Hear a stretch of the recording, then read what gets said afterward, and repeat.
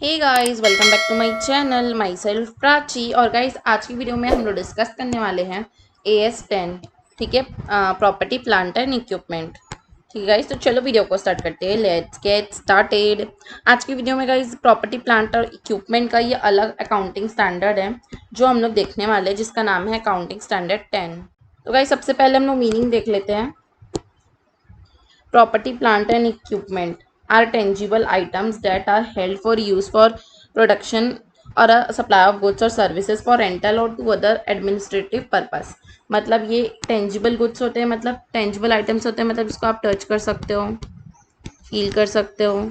ठीक है, इस टाइप के रहते हैं इन लोग। ठीक है, और held for use of production और सप्लाई ऑफ गुड्स और सर्विसेज। इसको अपन सप्लाई ऑफ गुड्स और सर्विसेज के लिए यूज़ करते हैं। ठीक है, प्रोडक्शन के लिए या सप्लाई ऑफ गुड्स और सर्विसेज के लिए। रेंटल बेसिस में भी हो सकता है और एडमिनिस्ट्रेशन पर्पस के लिए भी हो सकता है।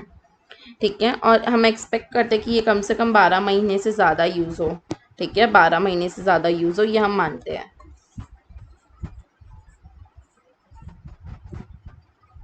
ये स्टैंडर्ड जो है वो कुछ चीज़ों के ऊपर एप्लीकेबल ही नहीं होता है। क्लियर? कहाँ कहाँ पर एप्लीकेबल नहीं होता है? बायोलॉजिकल एसेट्स, अगर कोई एसेट्स बायोलॉजिकल है उसके ऊपर एप्लीकेबल नहीं होगा। मैं गाइस ये सारी चीज़ की मीनिंग मैं आपको बताऊंगी डिटेल में अभी आगे। क्लियर? तो देखो, फिर बियरर प्लांट्स जो होते हैं उनके ऊपर एप्लीकेबल नहीं होता। Mining, oil, natural gases. ठीक है, जिसके ऊपर AS19 एप्लीकेबल है लीज में, तो यहाँ पर क्यों होगा? ठीक है, इन्वेस्टमेंट की अगर वैल्यूएशन कहीं पे और कर रहे तो यहाँ पर क्यों होगा? तो यहाँ पर अप्लाई नहीं होगा। अब अपन देखते हैं कि बायोलॉजिकल एसेट्स का क्या मतलब होता है। तो गाइस, बायोलॉजिकल एसेट्स वो एसेट है जैसे कि आपके यहाँ पे पपी होगा। आपने पपी पाल के रखा होगा, डॉग्स पाल के रखते हैं लोग, कैट्स पाल के रखते हैं, पेट्स होते हैं उनके पास, तो वो सब बायोलॉजिकल एसेट्स होते हैं उनके।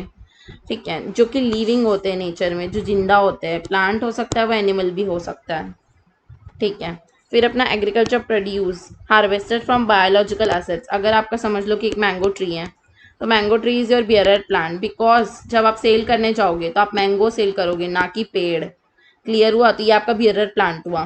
अगर आपका ऑरेंज का पेड़ है तो आप ऑरेंज सेल करोगे, ना कि ट्री।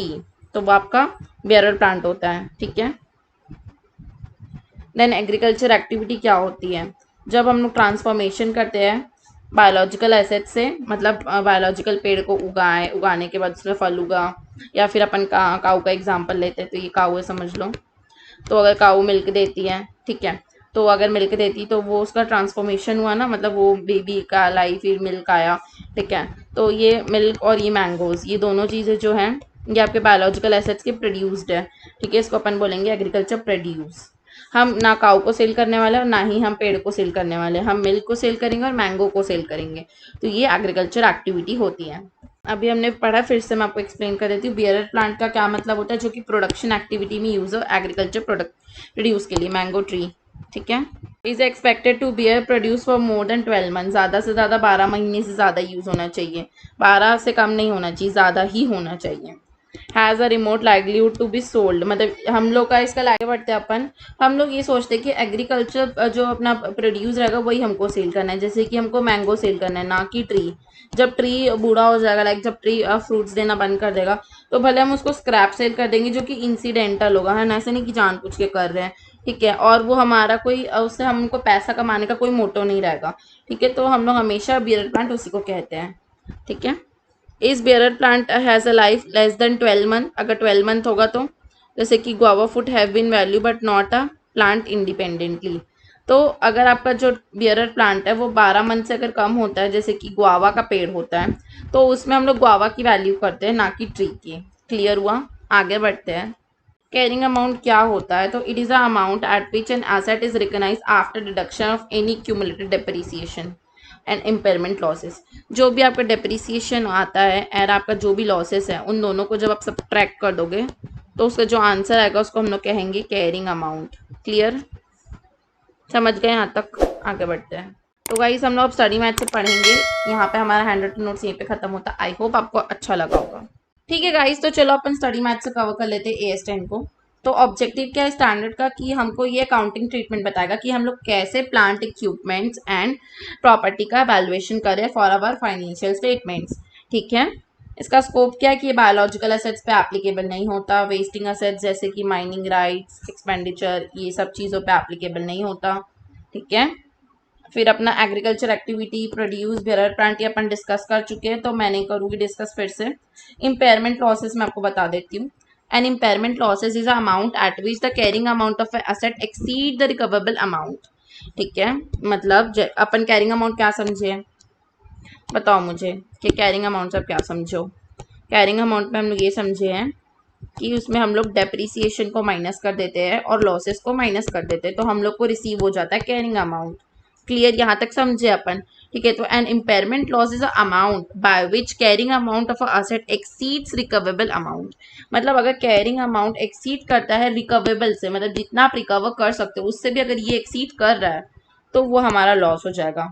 ठीक है, अब आप बोलोगे मैम रिकवेबल अमाउंट क्या होता है, तो देखो यहाँ पे दिया हुआ है। रिकवेबल अमाउंट क्या होता है, जो हायर होता है उसकी सेलिंग प्राइस और उसको, मतलब selling price minus cost price जब आप करोगे तो इसको आपका क्या आएगा मैम, इससे तो प्रॉफिट आएगा। तो इस प्रॉफिट को क्या नाम दिए इसमें, इसका नाम दिए रिकवेबल अमाउंट।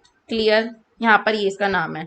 अब अगर रिकवेबल अमाउंट जो है और जो कैरिंग अमाउंट है उसमें से अगर ये ज़्यादा हो जाएगा, मतलब जो हम कैरी कर रहे हैं, सोचो ना आप कोई चीज़ को, बहुत भारी चीज़ को उठा के ले जा रहे हो, उसका खर्चा बहुत ज़्यादा हो जा रहा है और आपको उसमें से जो आपका रिटर्न आ रहा है वो तो कम आ रहा है, मतलब रिकवरी कम कर पा रहे हो आप, बट आपका कॉस्ट ज़्यादा है, तो उस केस में क्या होगा, उस केस में आपको इम्पेयरमेंट लॉस हो जाएगा। आई होप आपको अच्छे से समझ में आ गया होगा। ठीक है, इसका एक एग्जाम्पल लेके मैं और समझा सकती हूँ। मशीन को कैरी करने की कॉस्ट एक ईयर की समझ लो 10,000 है, और अगर उस मशीन को आप सेल कर देते हो तो आपको, मतलब 1 साल बाद अगर आप उसको सेल कर देते हो 8,000 में, तो सोचो आप पूरे 1 साल उसको रखे थे तो आपको 10,000 का खर्चा आया और आपको सेल करने के बाद क्या मिला उसमें से, सिर्फ 8,000। तो 2,000 का आपको क्या होगा, इम्पेयरमेंट लॉस हो जाएगा। आई होप आपको अच्छे से समझ में आ गया होगा। अब अपन आगे बढ़ते हैं। ठीक है, तो प्रिंसिपल रिकग्नाइज कैसे करना है यहाँ पे दिया हुआ है। तो अपन को कैसे करना है, कॉस्ट ऑफ आई, जो भी अपने का प्रॉपर्टी प्लांट इक्विपमेंट की जो भी कॉस्ट रहेगी उसको लेना है और उसके प्रोबेबल इकोनॉमिक बेनिफिट्स देखना है जो फ्यूचर में होने वाले हैं।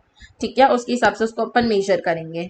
अगर कोई spare part, stand by equipment वगैरह है आपके पास तो उसको अपन स्टैंडर्ड के हिसाब से ही वैल्यू करेंगे। स्टैंडर्ड जहाँ पर अप्लाई नहीं होता वहाँ पे अपन कैसे मेजर करेंगे, द यूनिट जो भी रिकग्नाइज प्रिंसिपल दिया हुआ है उसके हिसाब से करेंगे। ठीक है, आई होप आपको पूरा आ गया होगा अच्छे से समझ में। इनिशियल कॉस्ट क्या होती है, जो कॉस्ट हम लोग को स्टार्टिंग पे लगती है उसको बोलते हैं। सब्सटिक्वेंट कॉस्ट कौन सी होती है, जो बाद में धीरे धीरे लगती है। इसके बाद हम लोग को 2 मेथड दिया हुआ है, कॉस्ट मॉडल और एक रिवैल्यूएशन मॉडल। ठीक है, 2 मॉडल से अपन वैल्यू करते हैं एसेट्स को। इसमें कैसे करते हैं, इसमें अपन को जो भी कैरिंग अमाउंट रहेगा ना उसमें से अपन को डेप्रिसिएशन माइनस करना है और इम्पेयरमेंट लॉसेस को माइनस करना है। ठीक है, और इसको अपन फेयर वैल्यू में करते हैं सेट को। ठीक है, सबसे पहले मार्केट के हिसाब से उसको डिटरमाइन करते हैं और उसके बाद होता है रिवैल्यूएशन। तो अपन को पता ही है गाइस, अपन 11th-12th में पढ़े वही है, बहुत ईजी रहता है। अपन प्रैक्टिकल क्वेश्चन में देखेंगे। ठीक है, डेप्रिसिएशन का मतलब पता है, पार्ट ऑफ एसेट धीरे धीरे कम होते जाता है, उसको अपन कहते हैं डेप्रिसिएशन। ठीक है, मैं स्किप कर रही हूँ डेप्रिसिएशन वाले पार्ट को पूरा। इम्पेयरमेंट मैंने अभी बहुत अच्छे से समझा दिया तो मैं उसको भी स्किप कर रही हूँ। डिस्क्लोजर क्या दोगे आप इसमें, इसको डिस्क्लोज करोगे कि कौन से बेसिस में आपने मेजर किया है, कॉस्ट में किया या रिवैल्यूएशन में। डेप्रिसिएशन मेथड क्या इस्तेमाल कर रहे हो, कितनी यूजफुल लाइफ लोगे, आपका कैरिंग अमाउंट कितना लोगे, रिकन्सिलेशन कितना देने वाले हो, और फाइनेंशियल स्टेटमेंट में ये भी डिस्क्लोज करना है कि उसका टाइटल आपके पास है या नहीं है, रिस्ट्रिक्टेड तो नहीं है, प्लेज तो नहीं है। ठीक है, एक्सपेंडिचर कितना रिकनाइज कर रहे हो, ये सारी चीज़ आप बताओगे। ठीक है, ट्रांजेक्शन प्रोविजन का कोई मतलब नहीं गाइस। ठीक है, आई होप आपको अच्छे से क्लियर हो गया होगा ये। इसमें कोई भी क्वेश्चन गिवन नहीं अपने मैट पे। तो इसी के साथ गाइस ये वीडियो यहीं पे एंड होती है। अगर वीडियो अच्छी लगी तो प्लीज़ लाइक कीजिए, बहुत अच्छी लगी तो प्लीज़ सब्सक्राइब कीजिए, अपने सारे फ्रेंड्स के साथ शेयर कीजिए। Thank you so much for watching this video. Bye bye guys.